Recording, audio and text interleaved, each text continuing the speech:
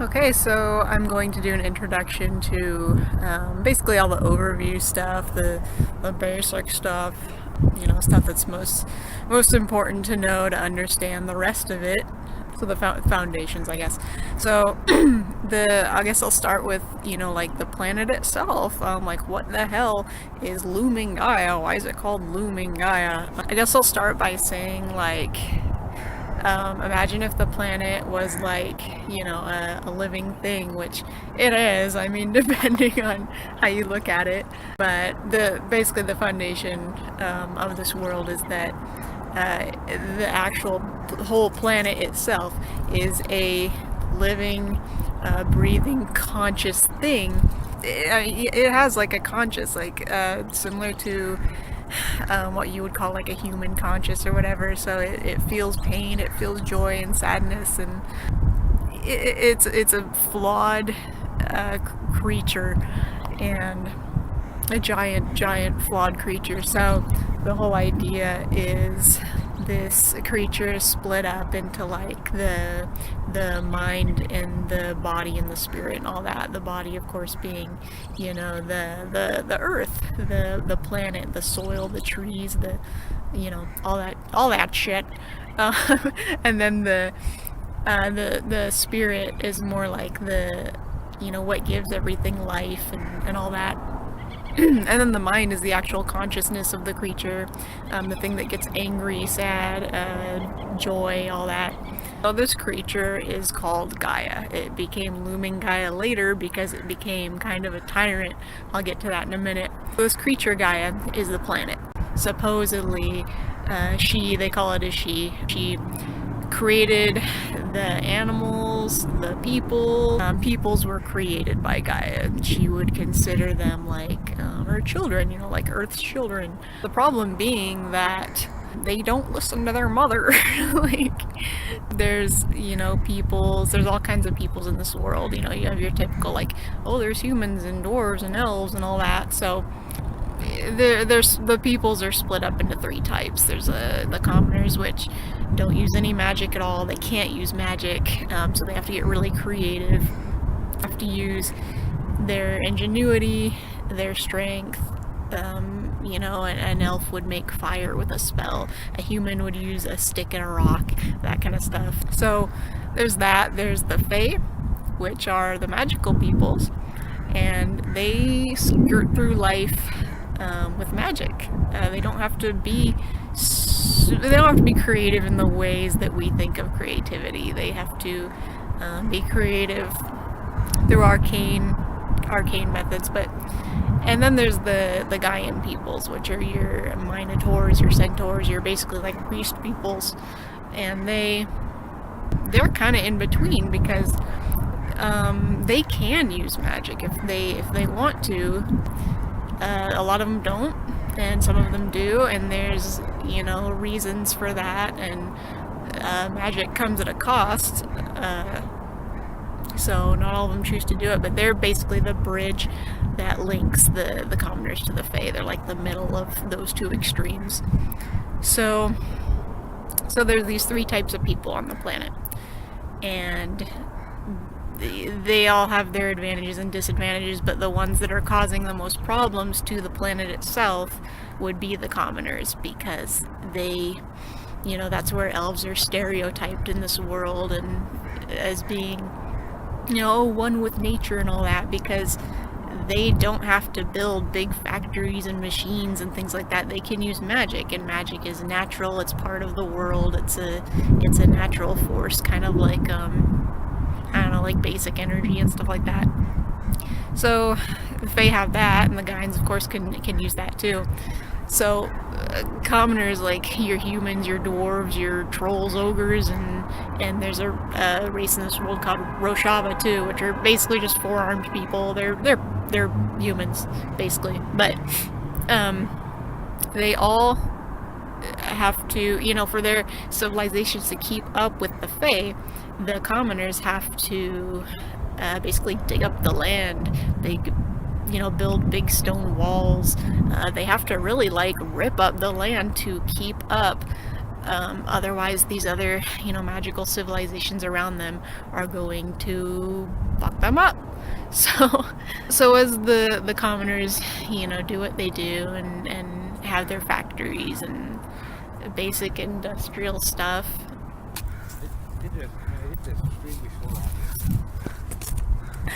Okay, so anyway, so commoners are polluting the earth as your basic, Captain Planet shit. And it's not like they're doing it on purpose. They're not, being like, oh, I'm going to pollute the earth because I hate humanity and all. They're just like trying to survive against creatures that are arguably more powerful than them in regards to natural ability, whereas commoners have to use really unnatural means to achieve what other peoples can do. So anyway, the planet, back to the planet for a second. The planet got really pissed when the commoners reached the point where they had developed nuclear weaponry or some equivalent of it. It's left vague on purpose. You're not really supposed to know. It's supposed to be like this mystery of what happened way back then to make Gaia into Looming Gaia, So when they developed quote-unquote nuclear weapons and just basically blew huge chunks of the planet all to hell, and the planet got mad, like the actual planet itself. It's a living thing, and its body, there's the spirit and the mind and the body. The body actually rose up as this big, basically golem thing, in the shape of a bipedal person thing, and they call it the body of Gaia. And it rose up and it just fucked shit up, like not just commoners, but it went on this big old rampage, just smashing shit. There used to be one big continent, and that was like this world's Pangea, and it was actually this event that ripped that continent into, I don't know, it's like 7 or 8, or I don't know how many there are. I have to look at the map because I don't remember. But it ripped this continent into pieces and basically took its own children and said, I'm gonna put you here and put you there, and basically you kids were being bad, so I'm gonna separate you. But that happened in the form of just like totally violent destruction. There's entire peoples and civilizations and cultures and races that were just completely wiped. They're gone. And there's artifacts buried way, way, way deep under the sea and under the ground that occasionally get dug up in the stories on occasion and kind of point to this event that happened. This event happened a very, very long time ago, and peoples upon this planet have basically risen. They were sent back to the Stone Age by this thing that happened. Everybody was like banging sticks and rocks together, and even the Fae that had spent thousands of years developing their magical spells and all that, because that has its own intricacies, and they lost a lot of that knowledge, and they were stuck with just very basic spells, and everybody was kind of set back to the same level. And but this time with the knowledge that, holy shit, we can't develop nuclear weapons, we can't develop guns, gunpowder, we have to keep technology and pollution limited, and we have to cooperate with each other, or else this is going to happen again. And so the body, as of now, it used so much energy just rampaging and ripping the continent apart that it's now asleep. Like mama's going to bed now, mama's drinking everything, going to bed now, you kids better shut up.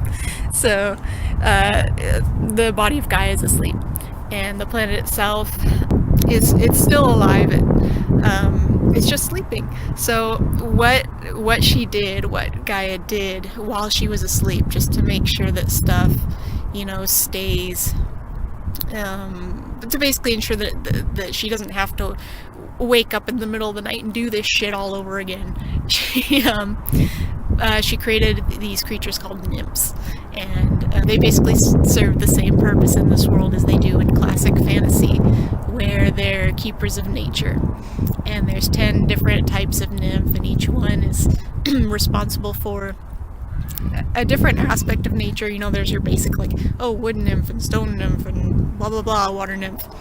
And all these nymphs, they consider each other their sisters. They were all created by the same creature, which is Gaia. So these nymphs, over time, they just basically, they run shit around here. They make sure that the plants stay alive, the water stays clean, and most importantly, they police the peoples, the Fae, the Gaians, but most importantly the commoners, because the commoners by nature kind of have to rip up the planet, like I said, to get by. So the nymphs are kind of always at odds with the commoners in most cases. So they patrol around, and they're responsible for what keeps everything alive. They're the grass that grows, they're the breeze that blows, they're the clouds in the sky, the weather, the stars. There's nymphs for the animals, and there's nymphs for peoples even. There's nymphs that represent the soul of peoples, and music and art, and what separates people from beasts, which in this world would be art and music. There's that, and like I said, the god spirit, the planet is still asleep, and the nymphs are running things. And a very, very long time has passed since Mama went to sleep. A very, very long time, and it's been so long now that there's actually, like, people who deny that ever happened, that big event where the continent was ripped apart. There's actually people that are like, oh, that didn't happen, that's just propaganda to keep commoners down, because we have to build big structures and develop technologies at the expense of nature and the health of the earth. We have to do that, or else these other peoples who can use magic and stuff are going to wipe us out. Like, how could you even say that we can't do this, we're all going to get wiped out? So there's people, leaders and powerful people that think stuff like that, and there's there's a bunch of nations. I've written about that. One of them is Zerine Empire. It's called Zerine Empire, and it's Empire of the Dwarves, but it's really more like there's all commoners, all people who are resistant to iron, because in this world, iron blocks magic. Iron is the kryptonite to magic users. They cannot do shit against iron. So it's built in this big iron-rich mountain, and blah blah blah, this stuff. So this empire is basically leading this whole, denial mindset, and it's really changing the world at this point in the story, where they're developing weapons, like not quite at the level of nuclear weapons yet, but like, by God, they're trying. Like, they're trying to get there, and they're fucking up the oceans, they're fucking up the skies.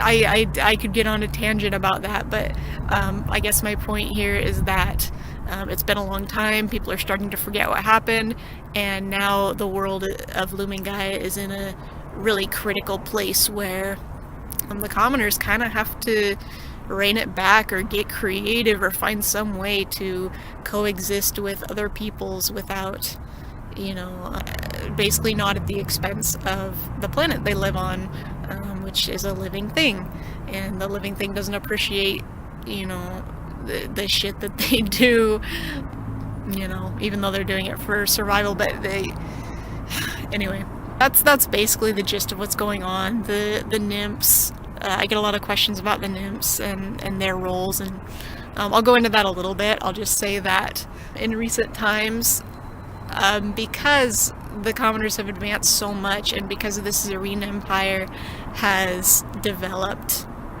gunpowder and bombs and incendiary ammo and all this really advanced stuff, considering where the rest of the world is at, airships and all that.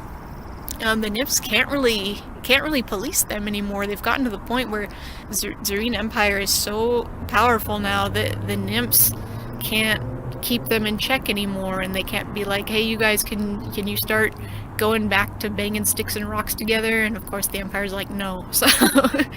So yeah, and so the Nymphs, their answer to that is to basically create what is called Titan Nymphs, because the Nymphs themselves are not... God, my hands look like shit. Anyway, so they've created Titan Nymphs, and Titan Nymphs are like... They're like Nymphs, but they're fucked up, you know? They're very, very strong, but they're also... You could argue that they're not intelligent. Maybe they just have a different kind of intelligence, but their main prerogative, all the Titan Nymphs care about, is protecting their mother, which is the planet. And they will kill whoever they need to, they will do whatever they need to, they do not give a shit about the peoples, they only care about the planet. So whereas the Nymphs have more empathy and compassion, and they're a little bit closer to humanity in themselves. So the Nymphs aren't so hard on people usually, but the Titan Nymphs just do not care. Like, they will do whatever, and that's basically their answer to combat where the planet is at, and to combat this conflict that's going on, where the level of pollution and level of destruction by the commoners is getting like kind of out of control. And some people are really afraid that, you know, the big golem is gonna rise up and fuck up the world again, and some people are like, oh no, that never happened in the first place, don't worry about it. So I guess that kind of concludes that. I don't want this to go on for too long, but that's basically the whole gist of Looming Gaia and how it became Looming Gaia, in that it became like this looming oppressive force with the Nymphs, always looming over the people and being like, don't do that, don't do this, you have to behave and be good to me. And so there are people who consider it a looming oppressive, you know, basically nagging mother in a way. So that concludes that. I'll make other videos for, you know, other basic stuff, and I know a lot of people don't like to read. I was asked to do, you know, vlog, podcast type things, because again, like, reading is, I get it, I like to read, but I get why people don't, and maybe you just want to put this on in the background and learn a little bit about this project. And if you can put up with my ums and my, you know, then then I think that this could be a lot of fun. At least for me. You have to suffer, but it's fun for me. So that concludes this part. I'll do some more parts later. Anyway, bye.